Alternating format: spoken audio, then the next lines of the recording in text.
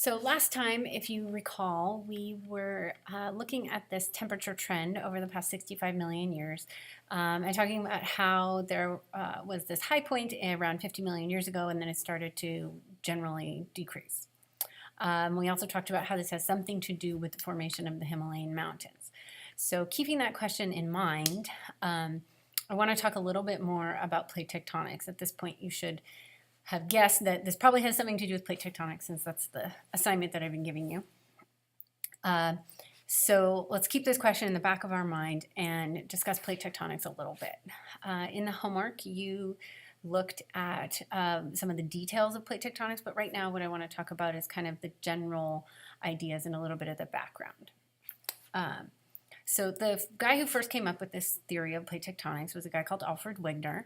He was an explorer, and in looking at maps during his travels, he noticed that the shape of the continents, particularly the shape of South America and the shape of Africa, sort of seemed to fit together like puzzle pieces. And he wasn't the first person to notice this, but he kind of took it a step further. He said, well, this seems to indicate that the continents were connected and then later became separated, so I'm going to look for some evidence that that was the case. And he found some in the form of fossils. So this diagram is showing the range of different fossils across the continents of the southern hemisphere. And you can see these different species here are not the types of species that could really swim across an entire ocean. So Wegener's explanation of how they spread from one continent to another was that the continents were together and they just walked, or their seeds spread, and now they're separated, but we can find the fossils in all those places. We can also look at mountain ranges. When a mountain range forms, it has a fairly unique chemical composition that's sort of like its fingerprint. So if we find two mountain ranges that have similar compositions or similar fingerprints, then we can guess they probably formed together, formed at about the same time in the same location.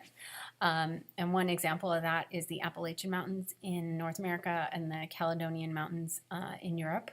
Those probably formed when the continents were together, like in this picture, and then later separated. So using this evidence, Wegener put together this idea into this hypothesis, and he said that hundreds of millions of years ago, the continents were all connected to each other. This was called Pangea, which I'm sure you've heard of. And then later on, they separated out into their current locations. He called this continental drift, and he said these continents are floating on top of the oceans and they're moving around. Now, for a variety of reasons, he was not believed. Partly it was because he wasn't a geologist, partly because he couldn't explain how the continents really were moving, and nobody believed him until after he died. So now we know, though, that this does actually happen, and the reason why we believe it now is because we know how it happens. And so understanding how it happens comes back to the structure of the Earth, and you probably learned this in middle school. The Earth is separated into several layers. You can see those here. We've got the core, which is made of metal. Then there's the mantle, which is rock, and the crust, which is rock. The crust and the mantle are a little bit different, though, in their composition and also in their the way the material behaves. So they're both solid rock, but the crust is more like a cracker. When you go and break a cracker, it'll just snap. When you break something, though, like Laffy Taffy, or you try to break it, it's not going to break. It's just going to stretch. And that's what the mantle is like. So the crust and the mantle have very different ways they behave. Because the mantle is so stretchy and ductile, it can behave in a certain way when it's heated. So it gets heat from the core. It heats up this rock here next to the core, and as hot things do, the rock will start to rise. This happens very, very, very, very slowly. So this rock will start to rise, and when it hits the crust, it's not so hot up here, so it won't continue to rise. It'll spread back out and continue to cool, cool, cool, cool, and finally it's cold enough that it'll sink back down and heat up again. So the rock, the solid rock, will continue cycling around and around and around, and we know that the crust can sort of ride along on top of it as it moves.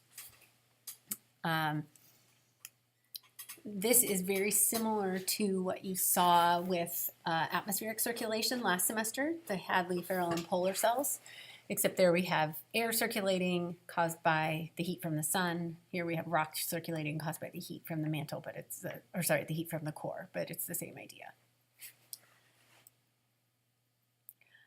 So we know that that mechanism that I just described, that those convection cells, cause the plates to move, and that allows us to explain the theory of plate tectonics. So theory of plate tectonics just basically says we've got these plates on the surface of the planet and they move around, and you can see the plates in this map here.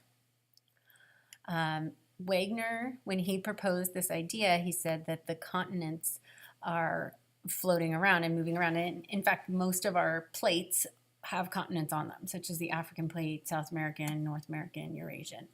But you'll notice there are some plates that don't have any continents at all. The biggest one is the Pacific plate right here. It's a huge plate, and it doesn't have any continents on it. It's just oceanic crust.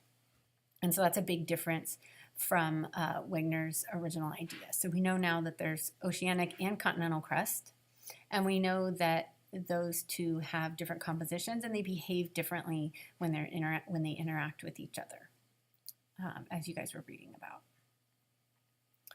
So last time you looked at the lab and you looked at some evidence that we have for plate tectonics. We talked about a couple of things that Wagner came up with, such as the fossils and the mountain ranges. But from the lab, you also saw that there are characteristic features on the ocean floor that indicate plate boundaries, and you saw that earthquakes and volcanoes occur at plate boundaries, so they confirm this plate tectonic theory. Earthquakes happen whenever you have a breaking of the crust or release of energy of the crust, so that could be caused by plates rubbing against each other, or it could be caused by magma moving up through the crust, which is why you get volcanoes and earthquakes in the same locations. If we look at a map of these earthquakes and volcanoes, you can see again that the volcanoes and earthquakes tend to occur on the plate boundaries. Some plate boundaries have more of one than the other. But the other thing to notice here is that you also have some kind of weird volcanoes that are not on plate boundaries. For example, Hawaii, which is right here in the middle of the Pacific plate. It's not anywhere near a plate boundary, but we know that it is volcanic. So what's happening there is something a little bit strange. Underneath Hawaii is something called a mantle plume. So normally in the mantle, as we talked about, that hot material coming up from the core will run into the crust, and at this point it's too cold to continue rising, so it'll spread out sideways and then sink back down when it gets cold enough. For some reason, in a few locations around the globe, we have these mantle plumes which are superheated. And those superheated mantle plumes will actually punch a hole right through the crust and create a volcano on the surface. But because the plate is moving, we see that as the plate moves, it will move those volcanoes off the hotspot and a new volcano will form. So you'll end up with a chain of islands, but only one of these is volcanically active. In this case, the big island, the island of Hawaii, is currently active, and the ones over here are too far from the hotspot to be active. They're smaller because they're not being continually added to by eruptions, and so they've started to erode away and eventually will be below sea level. Now this mantle plume here under Hawaii has been active for a while, and it doesn't move, only the plate moves.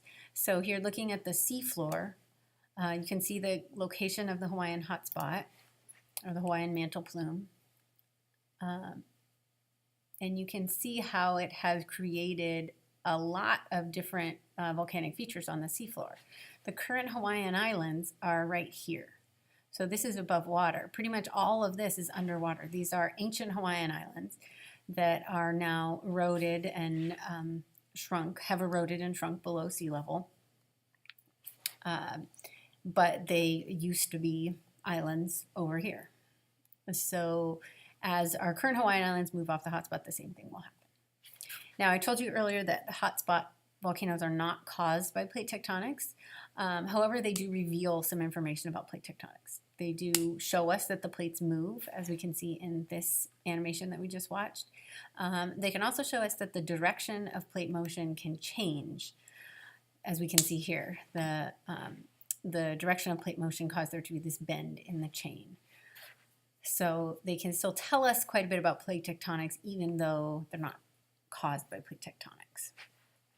We've been talking about the Hawaiian hotspot. There are other hotspots in the world, and you can see some of them on this map here. So if you have any questions, feel free to write them down, and I'd be happy to answer them the next time I see you.